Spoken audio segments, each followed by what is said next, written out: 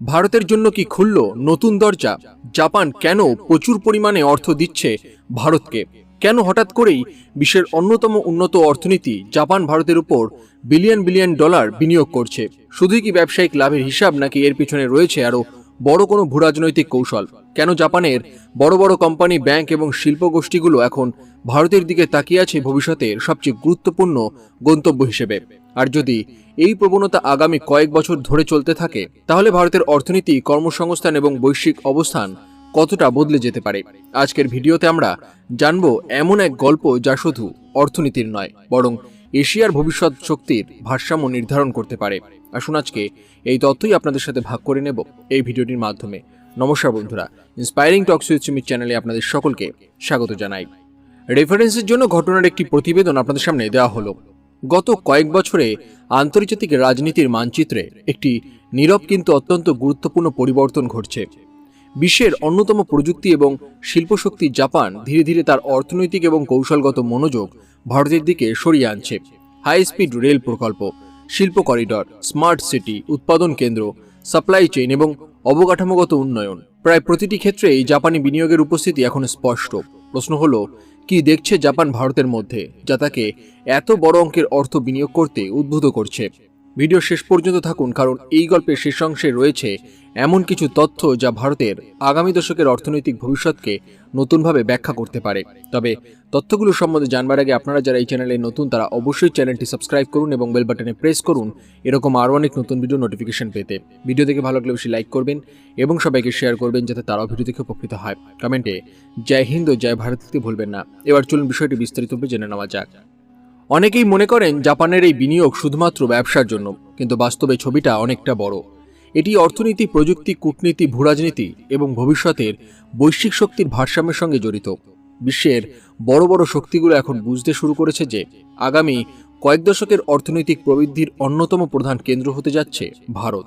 আর Japan সম্ভবত এই পরিবর্তনটি অন্য অনেক দেশের আগেই উপলব্ধি করেছে। ভারত ও জাপানের সম্পর্ক অবশ্য নতুন নয়। স্বাধীনতার পর থেকেই দুই দেশের মধ্যে বন্ধুত্বপূর্ণ সম্পর্ক ছিল, কিন্তু 21 শতকে এসে সেই সম্পর্ক নতুন মাত্রা পায়। বিশেষ করে গত এক দশকে দুই দেশের মধ্যে সহযোগিতা এত দ্রুত বেড়েছে যে আজ ভারত জাপানের অন্যতম গুরুত্বপূর্ণ কৌশলগত অংশীদারে পরিণত হয়েছে। শুধু কূটনৈতিক বৈঠক নয়, বাস্তব প্রকল্প, শিল্প বিনিয়োগ এবং প্রযুক্তিগত সহযোগিতার মধ্যে দিয়ে এই সম্পর্ক আরও শক্তিশালী হয়েছে। জাপানের অর্থনীতি অত্যন্ত উন্নত হলেও তাদের সামনে একটি বড় চ্যালেঞ্জ রয়েছে। দেশটির জনসংখ্যা বৃদ্ধির হার কম, কর্মক্ষম জনসংখ্যা ধীরে ধীরে হ্রাস পাচ্ছে এবং অভ্যন্তরীণ বাজারের সম্প্রসারণ সীমিত। ফলে জাপানি কোম্পানিগুলো নতুন প্রবৃদ্ধির উৎস খুঁজছে। অন্যদিকে ভারত বিশ্বের বৃহত্তম তরুণ জনসংখ্যার দেশগুলোর মধ্যে একটি।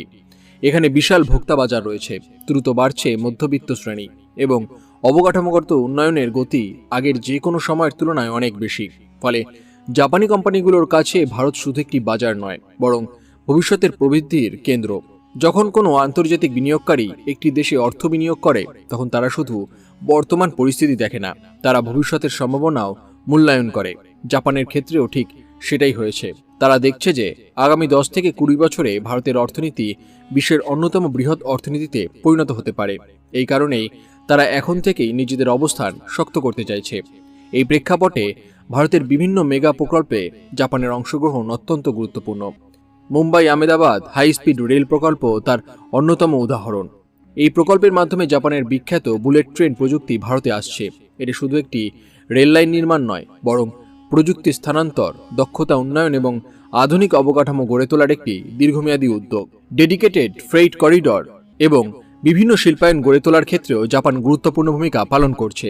এসব প্রকল্পের উদ্দেশ্য শুধু পরিবহন উন্নত করা নয়, বরং শিল্প উৎপাদন বৃদ্ধি, সরবরাহ ব্যবস্থা শক্তিশালী করা এবং নতুন বিনিয়োগ আকর্ষণ করা। তবে জাপানের ভারতের প্রতি আগ্রহের পেছনে আরেকটি গুরুত্বপূর্ণ কারণ হল বৈশ্বিক সাপ্লাই চেইনের পরিবর্তন। গত কয়েক দশক ধরে এশিয়ার উৎপাদন ব্যবস্থার কেন্দ্র ছিল চীন। অসংখ্য জাপানি কোম্পানি সেখানে কারখানা স্থাপন করেছিল, কিন্তু বিশ্ব অর্থনীতি পরিবর্তিত হচ্ছে। কোম্পানিগুলো এখন তাদের উৎপাদন কেন্দ্রকে আরও বৈচিত্র্যময় করতে চায়। তারা চায় কোনো একটি দেশের উপর অতিরিক্ত নির্ভরশীল না থাকতে। এই পরিবর্তনের ফলে চায়না প্লাস ওয়ান কৌশল গুরুত্ব পেতে শুরু করেছে, অর্থাৎ একটি প্রধান উৎপাদন কেন্দ্রের পাশাপাশি আরেকটি বড় কেন্দ্র গড়ে তোলা।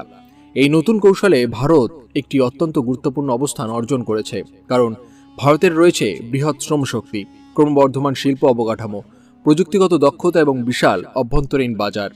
জাপানের অনেক শীর্ষস্থানীয় কোম্পানি এখন ভারতের বিভিন্ন রাজ্যে উৎপাদন কেন্দ্র স্থাপন করছে।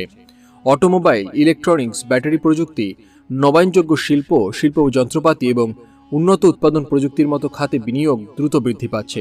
এর ফলে ভারতের উৎপাদন ক্ষমতা যেমন বাড়ছে, তেমনি আন্তর্জাতিক সরবরাহ ব্যবস্থায় ভারতের গুরুত্ব বৃদ্ধি পাচ্ছে।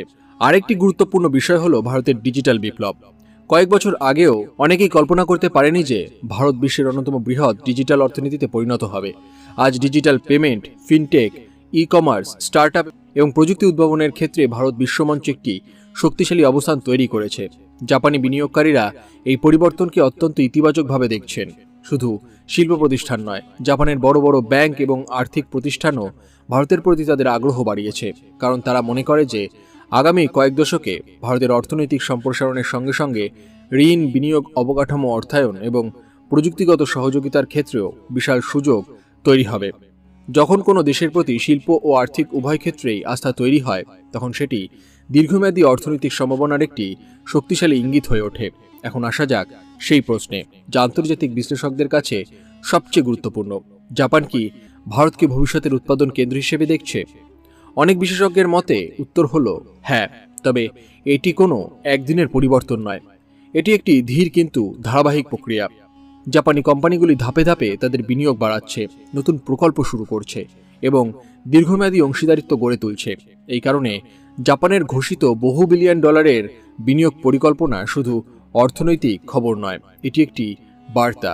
সেই বার্তা হলো বিশ্বের অন্যতম উন্নত অর্থনীতি ভারতের দীর্ঘমেয়াদী সম্ভাবনার উপরে আস্থা রাখছে এবং আন্তর্জাতিক বিনিয়োগ জগতে আস্থা অনেক সময় অর্থের চেয়েও বেশি মূল্যবান। এবার আসি ভূরাজনীতির প্রসঙ্গে। আজ ইন্দো প্যাসিফিক অঞ্চল বিশ্ব রাজনীতির অন্যতম গুরুত্বপূর্ণ কেন্দ্র।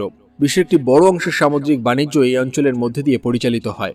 জাপান দীর্ঘদিন ধরেই একটি উন্মুক্ত, স্থিতিশীল এবং সমৃদ্ধ ইন্দো প্যাসিফিক অঞ্চলের পক্ষে অবস্থান নিয়েছে। এই কৌশলে ভারতের ভূমিকা অত্যন্ত গুরুত্বপূর্ণ। ভারত ভৌগোলিকভাবে এমন একটি অবস্থানে রয়েছে যা ভারত মহাসাগর এবং পূর্ব এশিয়ার মধ্যে সংযোগ তৈরি করে। ফলে অর্থনৈতিক সহযোগিতা এবং আঞ্চলিক সংযোগ বৃদ্ধির ক্ষেত্রে ভারতের গুরুত্ব দিন দিন বাড়ছে। জাপান মনে করে একটি শক্তিশালী, সমৃদ্ধ এবং প্রযুক্তিগতভাবে উন্নত ভারত পুরো অঞ্চলের স্থিতিশীলতায় গুরুত্বপূর্ণ অবদান রাখতে পারে। এখন কল্পনা করুন 2030 সালের ভারতকে। আরও উন্নত অবকাঠামো, আরও বেশি উৎপাদন কেন্দ্র, আধুনিক পরিবহন ব্যবস্থা, শক্তিশালী ডিজিটাল অর্থনীতি এবং বৃহত্তর আন্তর্জাতিক বিনিয়োগ। যদি বর্তমান প্রবণতা অব্যাহত থাকে, তাহলে ভারত শুধু একটি বড় বাজার হিসেবেই নয়, বরং একটি বৈশ্বিক উৎপাদন এবং উদ্ভাবন কেন্দ্র হিসেবেও নিজেদের প্রতিষ্ঠিত করতে পারে। সেমিকন্ডাক্টর, বৈদ্যুতিক যানবাহন, উন্নত ব্যাটারি প্রযুক্তি, সবুজ শক্তি, কৃত্রিম বুদ্ধিমত্তা, রোবোটিক্স এবং উন্নত উৎপাদন ব্যবস্থার মতো খাতে ভারত জাপান সহযোগিতা আগামী বছরগুলোতে আরও গভীর হতে পারে। এসব খাতে বিনিয়োগের অর্থ হল নতুন শিল্প, নতুন প্রযুক্তি এবং নতুন কর্মসংস্থানের সুযোগ। সবচেয়ে গুরুত্বপূর্ণ বিষয় হল এই অংশীদারিত্ব কেবল অর্থনৈতিক নয়, এটি জ্ঞান, দক্ষতা, প্রযুক্তি এবং দীর্ঘমেয়াদী উন্নয়নের অংশীদারিত্ব। জাপান তার প্রযুক্তিগত দক্ষতা নিয়ে আসছে, আর ভারত নিয়ে আসছে বিশাল বাজার, প্রতিভাবান জনশক্তি এবং দ্রুত বিকাশমান অর্থনীতি। এই দুই শক্তির সমন্বয় ভবিষ্যতে অসাধারণ ফলাফল তৈরি করতে পারে। আপনাদের এই বিষয়ে কি মতামত, সেটি অবশ্যই কমেন্ট করে জানাতে ভুলবেন না। সবাই ভালো থাকুন, সুস্থ থাকুন। ধন্যবাদ।